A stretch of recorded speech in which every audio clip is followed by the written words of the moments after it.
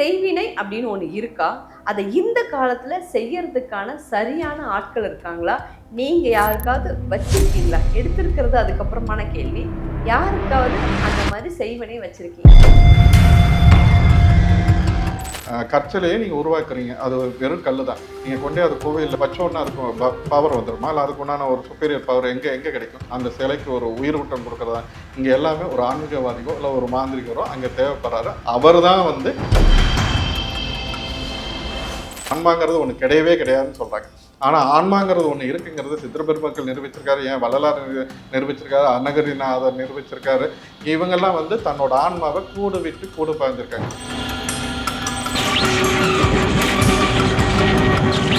செய்வினை இருக்கா இல்லையானா இல்லைன்னு நான் பல பேருக்கு சொல்லியிருக்கேன். அவங்களுக்கு என்ன தேவைப்படுது? தேடி வரவங்களுக்கு தேடி வரவங்களுக்கு செய்வினையே கிடையாது, உன் மன ரீதியா பாதிக்கப்பட்டிருக்க அப்படின்னு சொன்னாக்கா அது யாரு கேட்குறது? இவர் ஏதோ சொல்றாரு. அப்போ இங்க என்னன்னா அங்க ஏமாத்துறதுக்கு ஒருத்தன் இல்லைன்னா அதுக்கு ஒரு வித்தை காட்டுறதுக்கு ஒரு எலுமிச்சங்க வச்சுக்கோ இல்ல ஏதாவது வித்தை காட்டுறதுக்கு ஒருத்தன் பண்ணானா எல்லாருக்கும் நம்ம மாந்திரிகளை இருக்கா இல்லையான்னு சொல்லணும்னா நம்ம சித்தர்கள்னு சொன்னா தான் ஒரு விஷயம் புரியுது. செய்வினை இருக்கானா செய்வினை இருக்கு. இப்போ இந்த மாந்திரிக கலையில செய்வினை ஒருத்தருக்கு செய்ய முடியுமா அப்படின்னாக்க பரிகாரங்கிற ஒரு விஷயமே கிடையாது. இங்க பரிகாரங்கிறது நம்மளோட மன திருப்திக்காக நம்ம கடவுளுக்கு கொடுக்கக்கூடிய லஞ்சம். மக்களின் எண்ணங்களே செயல்களாகும். அப்படி அந்த எண்ணங்கள் செயல்களாகாத போது நிறைய சந்தேகங்கள் வரும். யாரோ ஏதோ நமக்கு பண்ணியிருக்காங்கன்னு தோன்றும். அந்த இயலாமையே நம்பிக்கையாகவும் மூட நம்பிக்கையாகவும் மாறும். எது நம்பிக்கை, எது மூட நம்பிக்கை, எது சரி, எது தவறு அப்படின்னு நிறைய விஷயங்கள் நம்ம பேச போறோம் வராகி சித்தர் மறைமொழியாளர்கிட்ட. உங்களுடைய கேள்விகளை தான் என்னோட வழியில கேட்க போறேன். ஒருவேளை இந்த மாதிரி வித்தியாசமான கேள்விகள் உங்களுக்கு இருந்தா இந்த வீடியோக்கு கீழே நீங்க கமெண்ட்ஸா கூட கேட்கலாம். அடுத்து வர வீடியோக்குள்ள அந்த கேள்விக்கான பதில் அவர் சொல்லுவாரு. வணக்கம், எப்படி இருக்கீங்க? ஆன்மீக நாடு அனைத்து நண்பர்களுக்கும் வராகி ஆசைப்படுது மட்டும் வணக்கம். நல்லா இருக்கேன். உங்களை பார்த்ததுக்கு அப்புறம் தமிழ்நாட்டில் நிறைய மாற்றங்கள் நடந்திருக்கு. நிறைய தடுமாற்றங்களும் நடந்திருக்கு. இதுக்கெல்லாம் உங்களை மாதிரி ஆட்கள் காரணமா இருப்பாங்களோ? இல்லை, அது எல்லாத்துக்குமே காரணமாக இருப்பாங்க. அதெல்லாம் இதில் யாராக இருந்தாலும், அதாவது இது மதம் கடந்து எந்த சமயத்தை சேர்ந்தவர்களாக இருந்தாலும் அவர்களுக்கு ஒரு ஆன்மீக குருவோ இல்லை அவங்கள வழி நடத்துறதுக்கோ ஒரு குருமார் தேவைப்படுறாங்க. அப்போது யாராக இருந்தாலுமே அதை எந்த நாத்திகம் பேசுகிறவராக இருந்தாலும் சரி, ஆத்திகம் பேசுகிறவராக இருந்தாலும் அவர்களுக்கு பின்னாடி ஒரு குருங்கிற முறையில் ஒரு மாந்திரிகரோ ஒரு ஆன்மீகவாதியோ யாரோ ஒருத்தர் அவங்கள வழி நடத்துவாங்க. அதுதான் உண்மை. காலங்காலமாக அதுதான் நடந்துகிட்டு இருக்கு. இனிமேலும் அதுதான் நடக்கும். நிறைய ஜோதிடர்களே மக்கள் நம்புறதில்ல. ஆனா நம்புற மக்களை விட நம்பாத மக்கள் குறைவுதான். ஒரு ஜோதிடர்கிட்ட போனோம்னா அவங்க பரிகாரமா அந்த கோயிலுக்கு போ, தேங்காவோட ஊதுபத்தி வாங்கி கொடு, இந்த மாதிரி ஏதாவது சொல்லுவாங்க. ஆனா தாந்திரீகம், மாந்திரிகம் இந்த மாதிரி மக்களை எப்போ வந்து சந்திப்பாங்கன்னா, தொடர்ந்து நம்மளுடைய குடும்பங்கள் உடல் ரீதியாக நிறைய பிரச்சனைகளை சந்திக்கும் போது யாரோ எனக்கு செய்வினை வச்சுட்டாங்கப்பா அப்படிங்கிறது. என்னோட முதல் கேள்வியே, செய்வினை அப்படின்னு ஒண்ணு இருக்கா? அதை இந்த காலத்துல செய்யறதுக்கான சரியான ஆட்கள் இருக்காங்களா? நீங்க யாருக்காவது வச்சிருக்கீங்களா? எடுத்திருக்கிறது அதுக்கப்புறமான கேள்வி. யாருக்காவது அந்த மாதிரி செய்வினை வச்சிருக்கீங்களா? அதுக்கு முன்னாடி ஒரு சின்ன கிளாரிஃபிகேஷன். நீங்கள் கேட்டீங்க இந்த பரிகாரம் ஜோதிடர்களை பார்த்தா பரிகாரம் சொல்கிறாங்க, நீங்கள் பரிகாரம் பண்ணுறீங்க. இப்போ பரிகாரங்கிற ஒரு விஷயமே கிடையாது இங்கே. பரிகாரங்கிறது நம்மளோட மன திருப்திக்காக நாம் செஞ்சுக்கிற ஒரு விஷயந்தான். இங்கே பரிகாரங்கிற ஒரு விஷயமே கிடையாது. பரிகாரங்கிறது நம்ம கடவுளுக்கு கொடுக்கக்கூடிய லஞ்சம், அவ்வளோதான். இப்போ அதில் வந்து நம்ம இங்கே விஷயத்துக்கு போவோம். இப்போ செய்வினைன்னு ஒன்று இருக்கா? செய்வினைன்னு அதனால் பாதிக்கப்படுறாங்களா? இல்லை அதனால் வந்து நீங்கள் வச்சுருக்கீங்களா அப்படின்னு கேட்குறீங்க. இப்போ செய்வினைன்னு ஒன்று இருக்கா அப்படின்னு கேட்டாக்கா கண்டிப்பாக இருக்குது. இப்போ கடவுளும் ஒருத்தர் இருந்தாக்கா அதுக்கு நேர் ஆப்போசிட்டாக ஒரு இருக்குது. ஒரு படம் எடுத்துட்டாக்கா எப்படி ஹீரோ முக்கியமோ அதே மாதிரி வில்லனும் இருக்கான். இங்கே செய்வினைன்னு ஒன்று இருக்கா அப்படின்னு கேட்டாக்கா செய்வினைன்னு ஒன்று இருக்குது. அதில் எந்த மாற்று கருத்து கிடையாது. அது இருக்கா இல்லையா, அது எப்படி நீங்கள் எப்படி சொல்கிறீங்க, இல்லை அதை நிரூபிக்க முடியுமானா, நான் இங்கே பேசுகிறவங்க மற்றவங்கள்ட்ட இருந்து நான் வித்தியாசமான ஒரு விஷயத்தை நிரூபிக்கணும் அப்படின்னாக்கா நீ வா, நான் நிரூபிக்கிறதுக்கு நான் தயாராக இருக்கிறேன். அதை வந்து நான் வாங்கி ஓடுற ஆள் நான் கிடையாது. இப்போ செய்வினை ஒன்று இருக்கு அப்படின்னா எப்படின்னா, இப்போ ஆயக்கலை 64ல் மாந்திரியங்கிறது ஒரு கலை.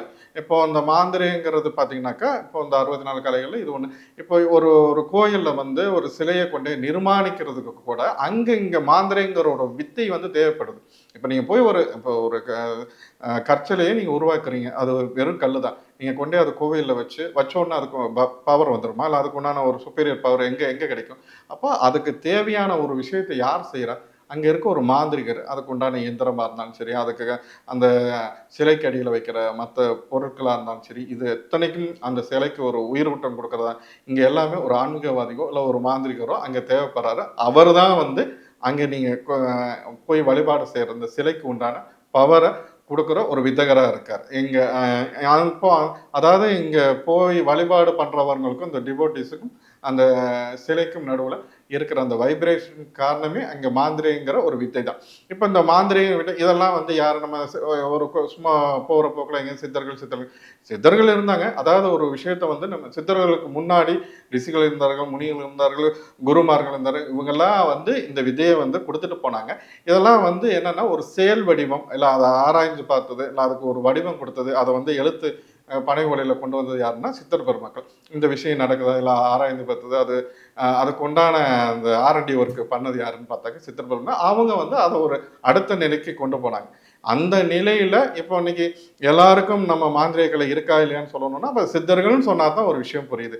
இப்போ என்ன எல்லாரும் போற பக்கம் என்ன சொல்லிடுறாங்க, அதாவது இங்க மாந்திரிகன் பொய், ஆன்மீகம் பொய், எல்லாமே பொய்ன்றாங்க.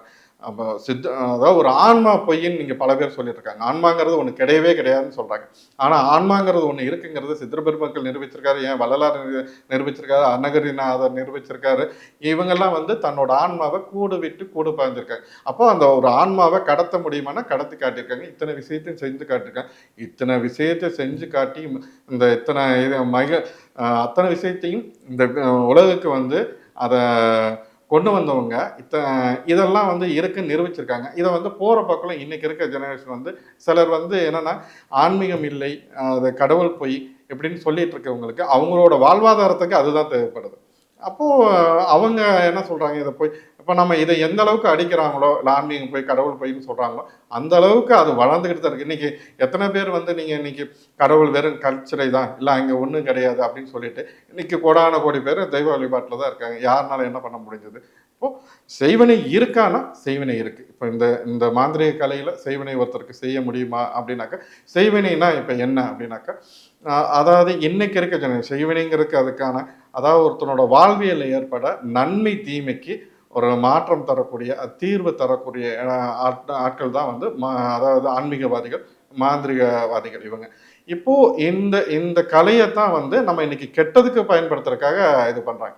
இப்ப செய்வினையை வந்து ஒருத்தருக்கு நம்ம இல்ல சார், இப்போ நம்ம நிறைய தூரம் நடக்கிறோம் அல்லது ஒரு நெடுதூரம் பயணம் செய்யறோம், ஒரு நாள் நிறைய இடங்கள்ல வேலை செய்யறோம், ஒரு கட்டடத்துல காலையிலேருந்து வேலை செய்யறோம், 365 நாளும் வேலை செய்யறோம்னு வச்சுக்கோங்க. அவனோட உடல் ரீதியா அந்த 365 வலிகள் இருக்கத்தானே செய்யும், வேதனைகள் இருக்கத்தான் செய்யும். ஒரு கட்டட தொழிலாளர் உடனடியாக ஒரு கட்டட முதலாளியா ஆகவே முடியாது.